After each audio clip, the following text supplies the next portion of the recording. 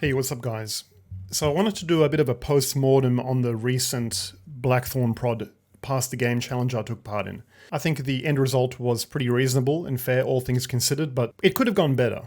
And based on the comments, a lot of people were a little bit annoyed with some of the decisions made. So I wanted to address some of that controversy and just talk about my general opinions looking back on the challenge in hindsight. This was a no communications challenge, and I didn't get to see the full trajectory of the project until it went live alongside you guys.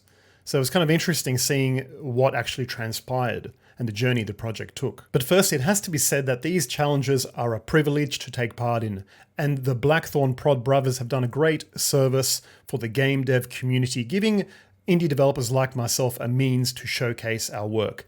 And controversy and turmoil within these challenges is kind of part of the experience and makes for more interesting viewing, and that shouldn't be forgotten. So let's get into it. So this particular project was on unique footing from the get-go because it had a specialty factor in these mocap suits. So this challenge had a requirement to use these special high-tech mocap suits that were sent out to us by the sponsor Rococo.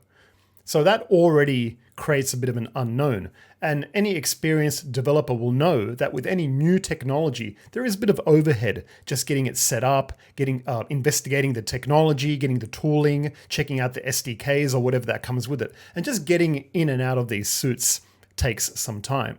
But you see, this challenge was set up to give the developers only 4 hours each. That's not much time. You could easily burn through your first 4 hours just fiddling with the suits. But of course, we had some preparation time beforehand just to investigate how the technology works. So that's the landscape to begin with. And such circumstances require a very careful choice of game direction.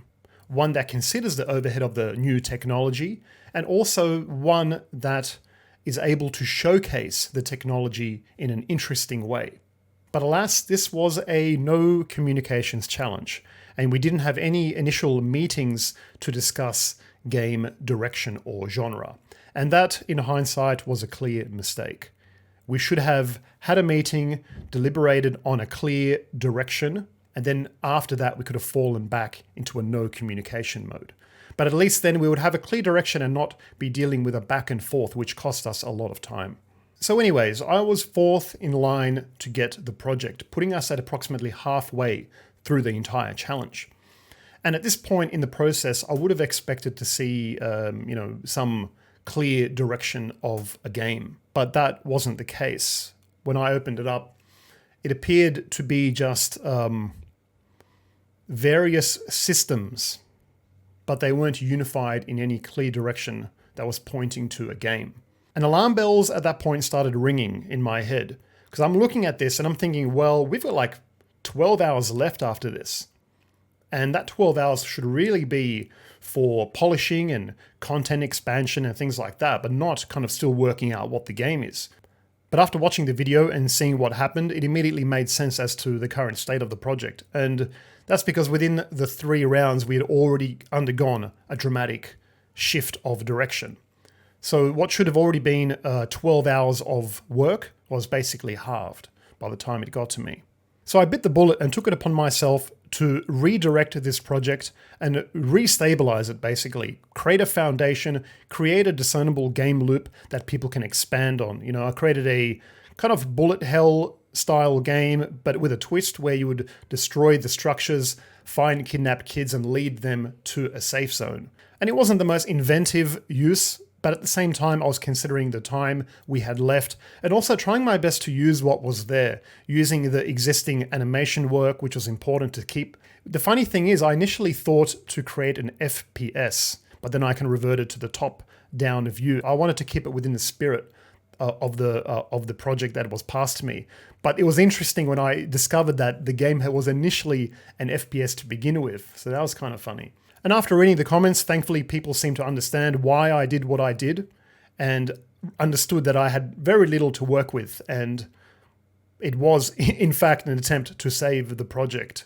When the project eventually came back to me in the second and final round, I was surprised to find that the kind of RTS unit management buttons had been returned, and much of the kind of work I had proposed had been phased out. Because I felt like I was throwing a bone out, in an attempt to kind of get this back on track. So that was kind of weird, but at the same time, I was okay with it, because that's the nature of these projects. You just have to go with the flow. So one thing that did bother people in the comments, prior to me unveiling my redirection, Noah announced a disclaimer to prepare people for my change. Your misunderstandings and twists are to be expected. So please guys, try and keep it nice and chill in the comments. Have respect for the developers' hard work. Now he clearly did this as an act of kindness to me, thinking people might frown on my redirection. And I thank him for that. But the misstep and irony were not lost on the viewers because they had just seemingly done that to Ajackstar prior. But in defense of the brothers, after watching their segment, it's very clear they thought that Ajackstar's scene file was an intro. They said as much themselves. So right after the spooky intro, and I actually, when I was exploring the project for the first time, I too came across that scene file and I also thought it was an intro. So I don't blame the Blackthorn brothers for taking the game in that top-down direction. For them, it was the logical thing to do because they thought there was no existing game yet. Now, the choice of game genre, of course, is a preference and a different matter, but they certainly weren't trying to undermine Ajackstar's work. But respect to Ajackstar for creating a really interesting first round foundation. This horror FPS direction was really unique and creative. And though it died, at the very least, we got some really interesting viewing out of it. This is, of course, YouTube, and in many ways, the video itself and seeing the journey is more important than the final product, because how many people will actually play that game? I don't know. Many will just probably watch the video. And by virtue of the changes, you get exposed to all these different game systems, genres, and direction, which is pretty useful and interesting. And that's actually why I'm personally against the proposed new changes of not being able to change or remove anything. Because sometimes things just need to go, that's just how it is. But anyway, regardless of any drama that comes from these videos, it's all in good fun. We all enjoy ourselves doing it, and the Blackthorn brothers are legends for putting this all together. It's an extraordinary accomplishment of logistics to make all these challenges with all these different developers. The last one had like 100 developers working on a project. Just crazy, so I can only applaud them for having put this together. If you haven't already, do go check out that challenge video. I'll put a link to it below. Give the brothers some love, and also thanks to the Rococo sponsor for sending us these cool suits. They're really awesome, and hopefully I'll be able to do some more videos with that technology in the future. All right guys, all the best. See you in the next one.